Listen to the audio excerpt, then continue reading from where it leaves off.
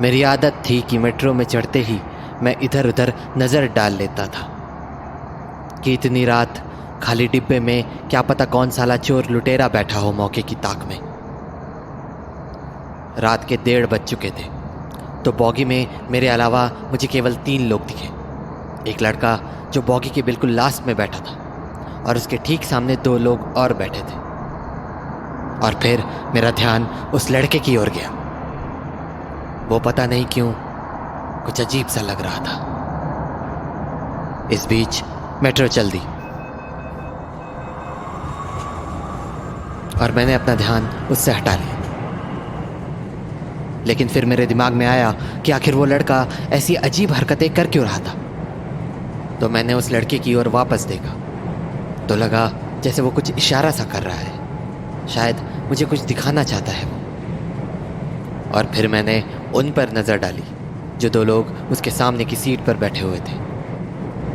उनमें से एक आदमी था और उसके साथ एक बुरखे वाली औरत शायद बीमार थी या बहुत थकी हुई, क्योंकि उसके साथ बैठे आदमी ने उसे पकड़ रखा था। अगला स्टेशन नारायण विहार है। उसी समय अगले स्टेशन का अनाउंसमेंट हुआ और वो आदमी पता नहीं क्यों मुझे घूर के देखने लगा। लेकिन मैंने अपनी नज़र सीधी कर ली। लेकिन मुझे लगा जैसे वो लड़का अचानक खड़ा हुआ तो मैंने उस पर नज़र डाली। लगा जैसे वो मेट्रो से उतरना चाहता है, पर चलने के बजाय वो अजीब तरह से इधर उधर देख रहा था, जबकि मेट्रो बस रुकने ही वाली थी। और जब मेरी नज़र फिर से उस पर गई तो वो अपनी सीट पर बैठ चुका था और मैं ये देख के हैरान था कि वो अभी भी वैसे ही इधर उधर देखे जा रहा था। और जब मैंने देखा कि कभी वो हाथ जोड़ रहा है और कभी आंखें बंद कर ले रहा है तो मुझे लगा इसे हो क्या गया है, ये पागल वागल है क्या। और मैंने उससे नज़रें हटा ली। मेट्रो रुकी तो मुझे लगा वो पागल लड़का शायद अब यहीं उतरेगा, इसीलिए मैंने उस पर एक बार फिर नज़र डाली तो वो अपनी सीट पर ऐसे बैठा हुआ था जैसे वो खड़ा होने जा रहा हो। पर अभी भी वो बस कभी गेट की ओर देख रहा था तो कभी अपने सामने बैठे आदमी औरत की ओर। मेरी नज़र फिर से उस आदमी और बुरखे वाली औरत पर गई, पर वो तो ऐसे आराम से बैठे हुए थे जैसे उनके सामने वो अजीबो गरीब हरकतें करने वाला लड़का उन्हें दिख ही नहीं रहा हो, जबकि वो लड़का उन्हीं के सामने बैठा बैठा कांप रहा था। फिर मुझे लगा कहीं ये साइको वाइको तो नहीं है।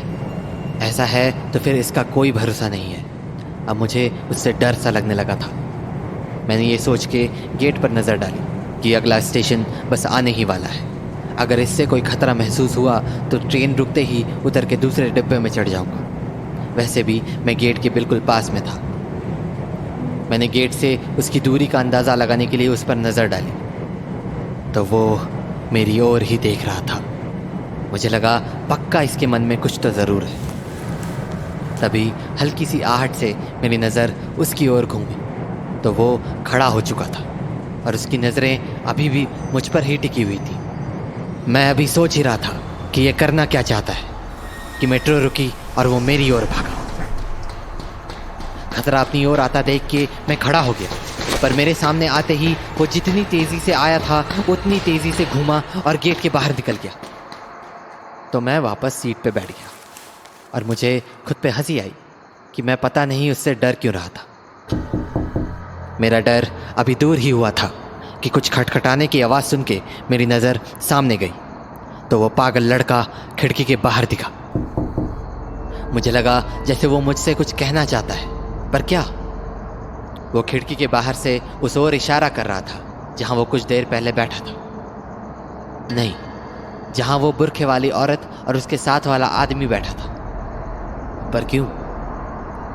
मैंने सोचा उन दोनों में ऐसा क्या है जो ये मुझे दिखाना चाह रहा है।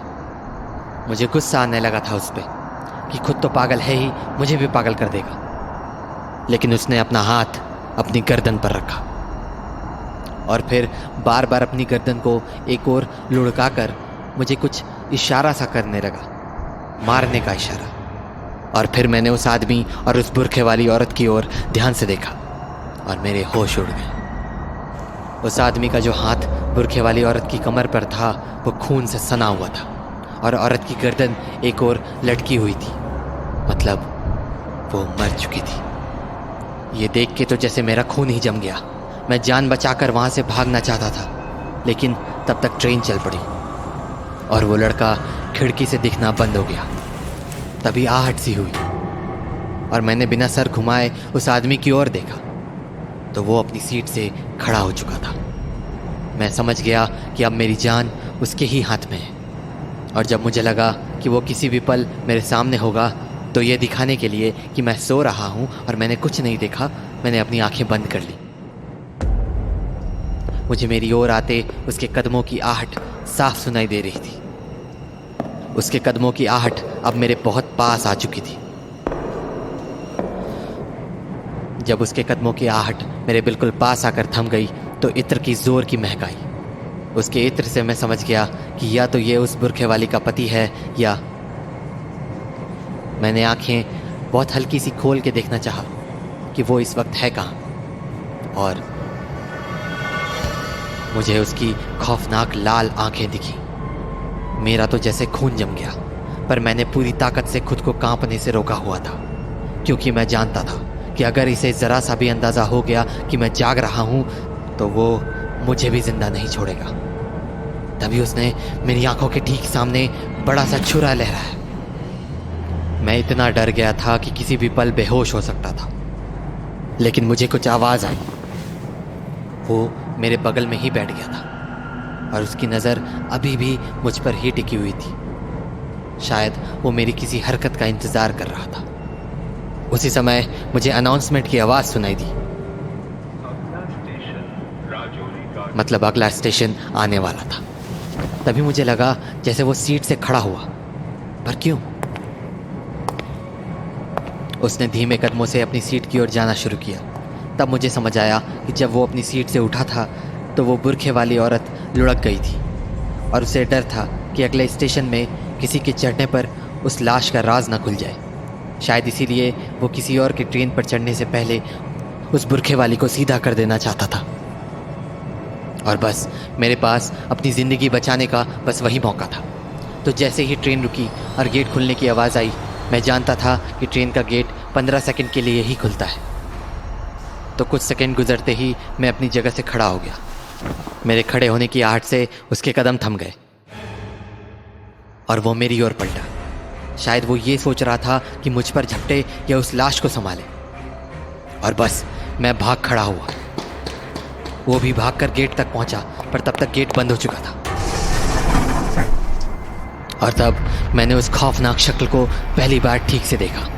शीशे से मुझे देखती उसकी लाल आंखें मुझ पर ही टिकी थी और उसके हाथ में चमकते हुए छुरे का एक ही मतलब था कि अगर मैंने किसी के सामने मुंह खोला तो मेरा भी वही हाल होगा जो उस बुरखे वाली औरत का हुआ है। ट्रेन चल पड़ी थी और अब मेरी जान को उससे कोई खतरा नहीं था, लेकिन मैं जाने कितनी देर तक मौत के उस खौफ से किसी पत्ते की तरह कांपता रहा।